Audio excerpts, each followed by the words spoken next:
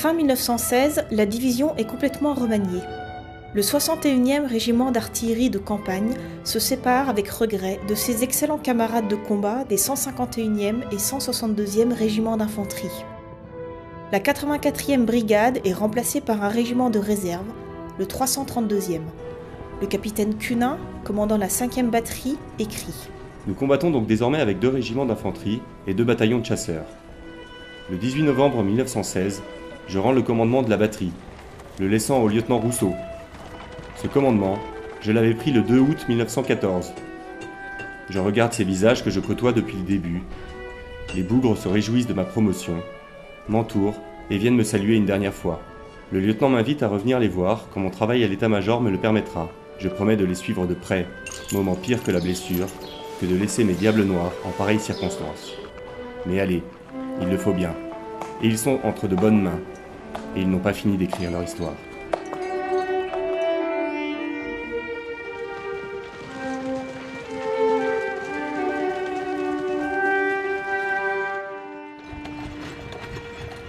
Le 19 décembre, la division repasse avec son artillerie au sud de la Marne.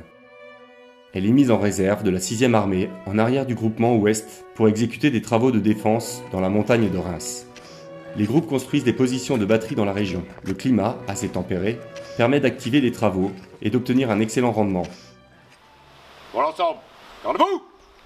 Le 1er janvier 1917, le lieutenant-colonel de la Boussinière prend le commandement du régiment, à la place du lieutenant-colonel Tricand de la Goutte.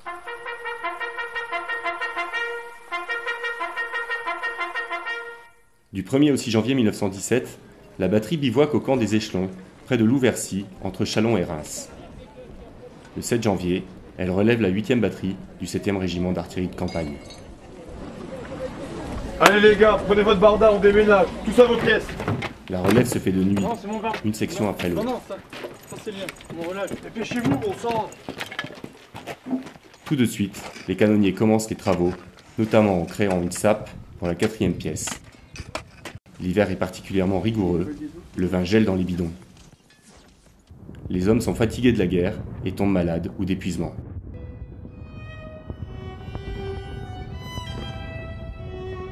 Le lieutenant Rousseau m'écrit que le réglage des pièces est impossible. Le brouillard empêche toute manœuvre. Le 10, la visibilité s'améliore. La 5e batterie peut enfin exécuter des tirs de représailles aux tirs de Minen que les Boches envoient et que les observateurs repèrent par la fumée que dégage le départ de coups. Les attaques au gaz sont de plus en plus fréquentes. Le secteur se réveille, la nervosité y est palpable, les tirs de Minen de plus en plus fréquents. De plus en plus d'officiers sont amenés à suivre des stages pour devenir observateurs aériens et ainsi guider l'action de l'artillerie depuis le ciel. Prendre place dans un avion de reconnaissance n'est pas tâche aisée, et bien que peu à peu les Alliés gagnent la maîtrise du ciel, beaucoup tomberont encore sous les tirs de mitrailleuses de l'Allemagne. Le 23 janvier, les chefs de pièce, les officiers et les téléphonistes du 48e régiment d'artillerie de campagne se présentent pour la relève. Le 24, la batterie cantonne à Pourcy, au sud-ouest de Reims.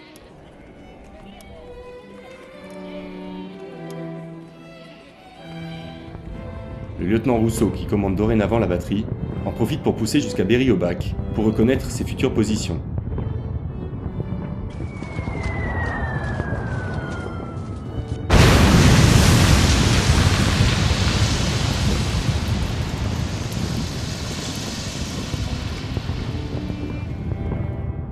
La batterie fournit des travailleurs pour améliorer les positions du secteur, et les sous-officiers et les jeunes brigadiers sont à l'instruction. Le reste des hommes s'entraînent en vue de la prochaine fête du régiment, prévue le 18 février. Le 15, ils changent de cantonnement.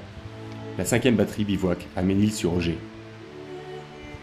Ma petite Charlotte, le 18 février, nous avons participé à la fête du régiment. Nous avons remporté le concours de voiture et le 3e prix de signalisation. J'ai bu plus que de raison, mais tu n'imagines pas le bien que cela fait d'être enfin au repos et de pouvoir enfin dormir. J'ai revu des camarades des autres batteries. Cela fait du bien d'avoir enfin des nouvelles des uns et des autres. Le 20, les officiers et les chefs de pièce du groupe sont retournés faire des reconnaissances sur de nouvelles positions. Nous ne savons pas quand nous y remontons. J'étais Demain, le 27, nous assisterons à une représentation du théâtre aux armes. Ça nous changera de l'ordinaire. Je t'embrasse bien affectueusement, ton frère Paul. Les hommes assistent à une revue donnée en leur honneur dans la cour de la ferme où ils séjournent. Scénettes comiques et chansons légères alternent pour assurer le spectacle et ainsi supprimer le cafard qui guette chaque poilu. Les hommes participent de bon cœur à la chose en adaptant des chansonnettes populaires à leur quotidien de misère. Mon travail à l'état-major me permet d'aller les voir.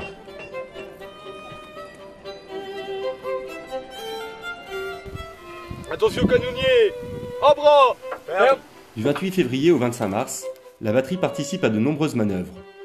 Les anciens en profitent pour former les nouveaux arrivés. L'instruction rythme le quotidien des artilleurs. À partir du 16 mars, la 5 participe à un exercice de réglage avec l'aviation en cas de guerre de mouvement. Les exercices sont variés: tir sur une batterie signalée en action, tir sur infanterie, sur route ou rassemblée sur un pont. La batterie travaille sur des cartes au 1/80 millième avec un quadrillage convenu avec l'aviation. Le duo entre les deux armes fonctionne, on ne peut mieux. Les Diables Noirs progressent rapidement. Fin mars, j'informe le lieutenant que le général Nivelle, présenté comme le vainqueur de Verdun, est désigné pour reprendre l'offensive dans l'Aisne et a pour objectif le chemin des Dames. Le 61e régiment d'artillerie de campagne participe à la bataille en s'installant dès le 1er avril sur ses nouvelles positions. À gauche, en bas! À vous poser! Posez! En place! Canonnier prêt! Tu l'as ouvert! Approvisionné! Caisse chargée! 11 2900! 11 2900!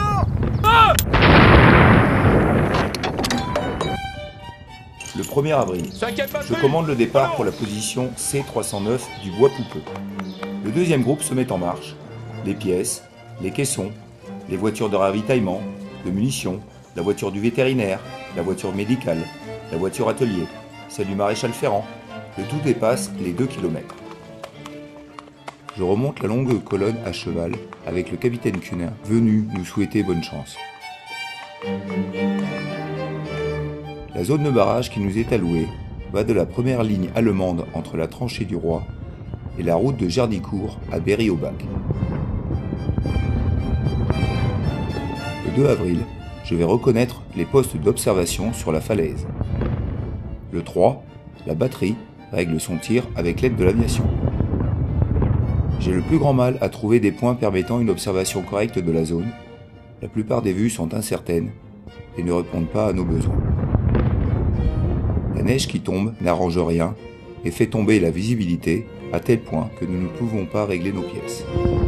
Le 11, un brigadier est blessé en réparant une ligne. Nous avons la lourde tâche de créer des brèches dans le dispositif ennemi avec une consommation d'obus ridicule.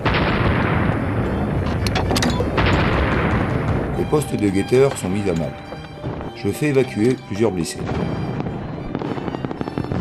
Les avions qui nous survolent sans arrêt ont déjà dû repérer nos pièces depuis bien longtemps.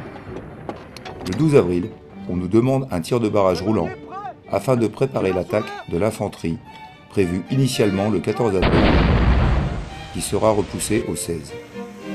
À nouveau, on me demande de créer des brèches, ordre que je ne peux exécuter, faute de munitions. 16 avril 1917, 5h30. Un formidable barrage se déclenche. Les obus pioches et déchiquettes bouleversent la terre de l'Aisne. À 9h20 précise, barrage roulant pour appuyer l'attaque. L'observateur de la côte 180 a une bonne visibilité et rend compte que l'infanterie progresse jusqu'à et au-delà de la deuxième position. La tranchée du pylône et la tranchée Auguste sont prises. La batterie se prépare à bouger, mais l'ordre ne vient pas. Au téléphone, j'informe le lieutenant Rousseau que la côte 108, à sa droite, est occupée par les troupes françaises. Mais à gauche, les Biffins ne sont toujours pas dans les abris. À 14h, l'infanterie est arrêtée aux abords d'un bois, au bord de l'Aisne.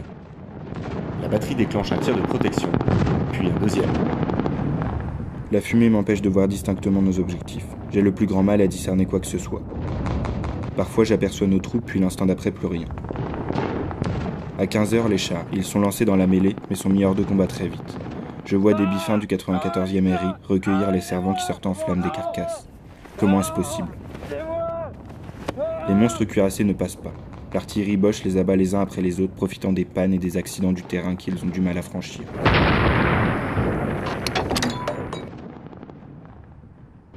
À 15h40, j'aperçois des Allemands débouchant des bois ou de leurs tranchées qui se dirigent vers nos éléments de tête.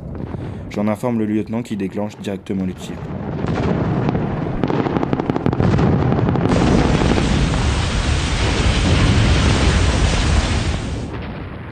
Dans le même temps, un coureur du 94e m'apporte des emplacements de mitrailleuses que la batterie se charge de réduire au silence. Décidément, les cibles ne manquent pas. Pourtant, lorsque je donne des nouvelles coordonnées, les pièces ne répliquent pas, et pour cause, la batterie n'a plus de munitions. Je regarde impuissant la contre-attaque allemande sans pouvoir rien y faire. Moment particulièrement pénible, où je deviens un spectateur passif face à une scène de carnage. Les renseignements complémentaires arrivent. L'infanterie, bien soutenue par les tirs des batteries du 61e, a pénétré de 3 km chez l'ennemi. Mais bloquée par des feux de front et de flanc, elle a dû se maintenir dans la 3e position. La droite tient toujours. À gauche, le village de Juvincourt n'a pu être pris, et la falaise de Craonne n'est pas tombée.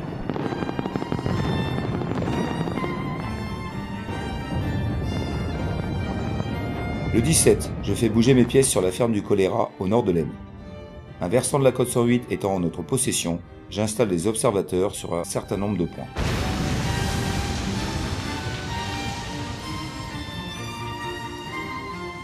La batterie est en bordure de route, les pièces sont enterrées. Je fais creuser un boyau qui relie les pièces entre elles et on creuse des abris pour les munitions et les hommes.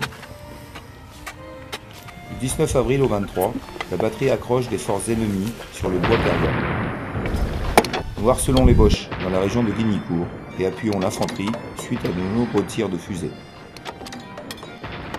La batterie manque à nouveau de munitions, mais l'infanterie s'établit définitivement sur la 2e ligne allemande. Du 24 au 27 avril, nous ne tirons plus, mais recevons à intervalles réguliers des rafales d'obus de petit calibre.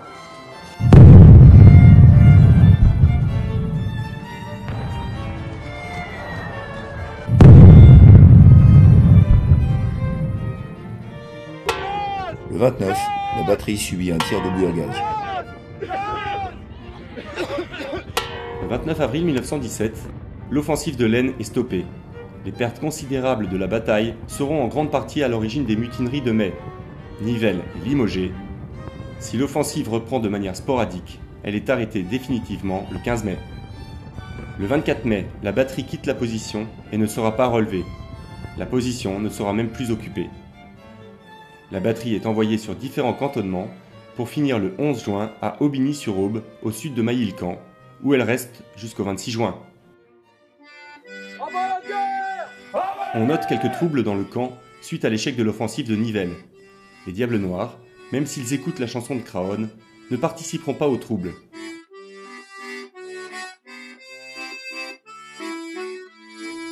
La batterie se met en route pour rejoindre Verdun, où elle relève la 9e batterie du 58e régiment d'artillerie de campagne, au bois de la Brèche, au sud du fort de Douaumont. Verdun. Verdun encore et toujours.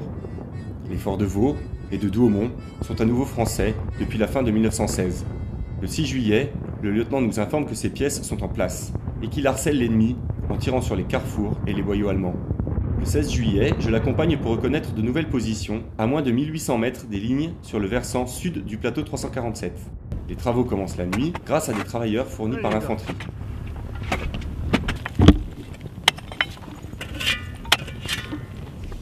Les tirs se poursuivent jusqu'au 30, où la batterie est relevée par une batterie du 46e régiment d'artillerie de campagne. La batterie se rend sur sa nouvelle position à l'est du bois de Chauffour et sur les pentes du ravin de Hélie.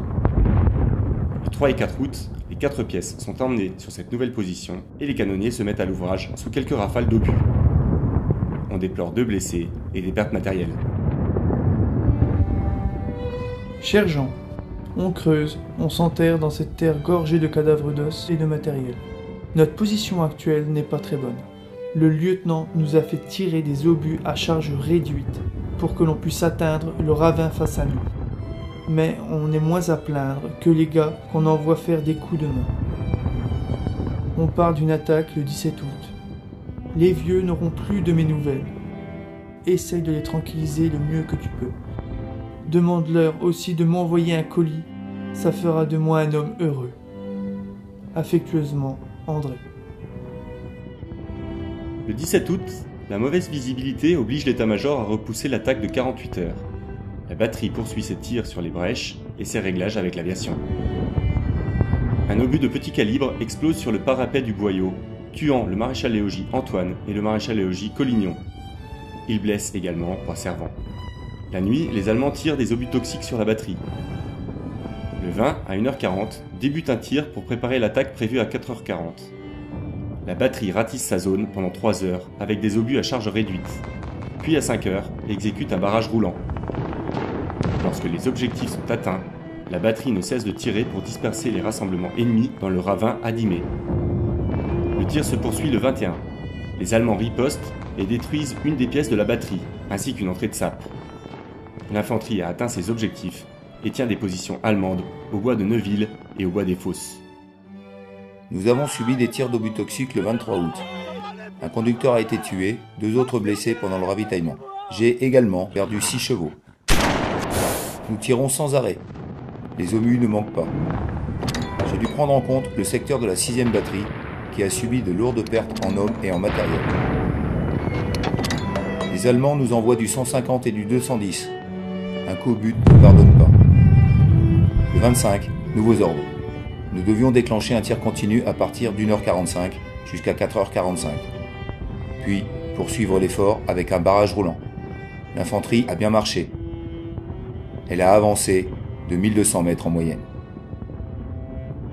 Le 8 septembre, la batterie est à nouveau appelée pour préparer une nouvelle attaque. Le 10, elle effectue un tir de barrage pour appuyer une action d'infanterie sur la tranchée de Mésopotamie. Enfin, le 25 septembre, l'infanterie enlève le bois de Chaume et le plateau des Corrières. Le 29 septembre, la batterie est relevée et le 4 octobre, la batterie arrive à Trousset, dans la région de Toul, pour se reposer et instruire les nouveaux pointeurs et brigadiers.